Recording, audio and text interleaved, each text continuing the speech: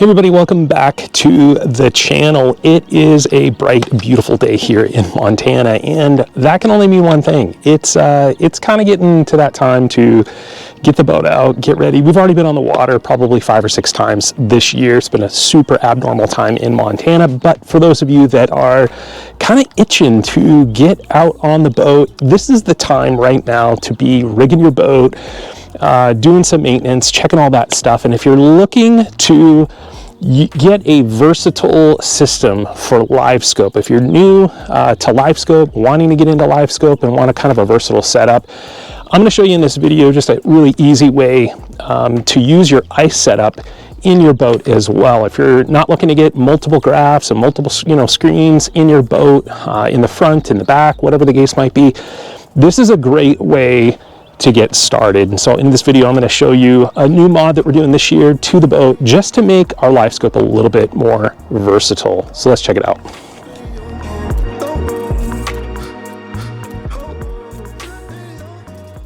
All right, guys, if you watched my video before, you've seen that I use the Summit shuttle, and not sponsored by Summit whatsoever, but it's been a really good setup for me. For ice season, I have their Summit pole, I have their ice adapter, but during open water season, all I got to do is I got to take the ice adapter off that allows it to sit on top of the ice, pop that off, and I can stick it into my pole mount system. And if you're interested in all of those details, how I have it in my boat, I have a separate video. I'll link it up here. You can check that video out for kind of the full description.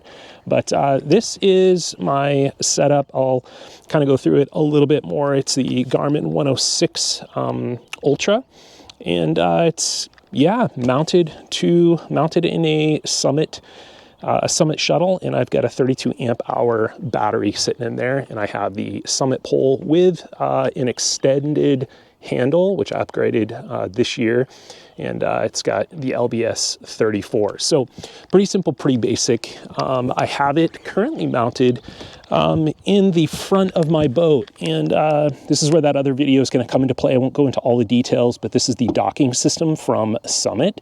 And it swivels because it is on, hopefully you can see that there, the Larmac 360, which is a pretty versatile tool for a lot of boats. And then it's just mounted on a track system. And so I've got a 2002 Alumacraft, doesn't have any track, doesn't have a track system. So I basically had to get some track pieces. I got Cisco track. I think it's like 3.5 inches wide, or 3 inch. I think it's 3 inch wide, and mounted it to the front of the boat, and that allows me to put it here, and my pole system is here. But if you've used Livescope before, one of the things that is kind of key is to be able to move it around a little bit. And so again, unless you have a system where you've got graphs in the front, graphs in the back, you can't really do that, but the Summit shuttle allows you to move it around. And so all I did this year, and I'll overlay some footage of kind of the build. The first video I did, the audio didn't work, so I'll overlay some footage for you to kind of see the build of that. But all I did was get an 18 piece of track, 18 inch piece of track, Cisco track, and mounted it to the back of the boat, because there are those scenarios. This is the track right here.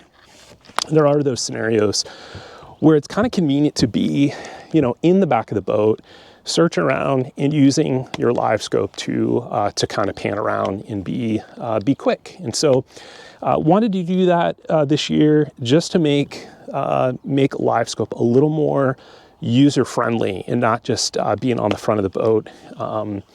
And using it that way. I'll eventually probably put a track on this side of the boat, so I have it on either side. This side is not quite as, I guess, as versatile, but for me, this is going to work for now. But wanted to just do a quick video for you guys to see how versatile the Summit shuttle with the docking in the Larmac can be, to make your Livescope just really multi-purpose, multi-use, without spending a ton of money on, like I said, lots of other graphs to make this happen.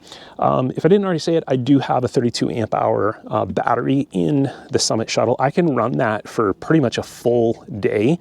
And then I've got to recharge it. That'll be one of the upgrades I make probably this next year is probably going to like a 52 amp hour battery from Amped Outdoors. That's most of the batteries I run are Amped Outdoors.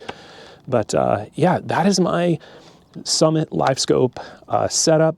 And if you have any questions, if you're looking to get into this, this is a really easy way, I guess, to get into, get your boat from, or get your Livescope to your boat from the ice season. So I'll link everything down in the description, guys, so you can check this out. If you have any questions about this setup, drop it down in the comment section below. I'd love to help you out, answer any questions. I'm still learning and still growing in this, but it's a great tool. It's a great investment, and look forward to using it on the water this year. We'll be doing some other upgrades, be looking for some videos coming out in the future as far as like boat upgrades.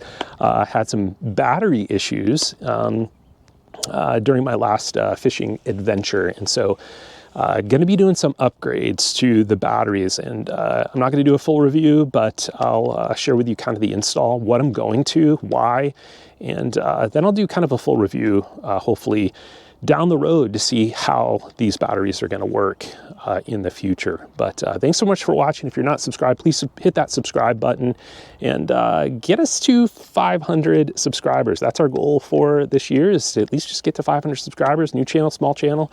And but so appreciate you guys watching, that do watch, and like my content and comment below. So appreciate that.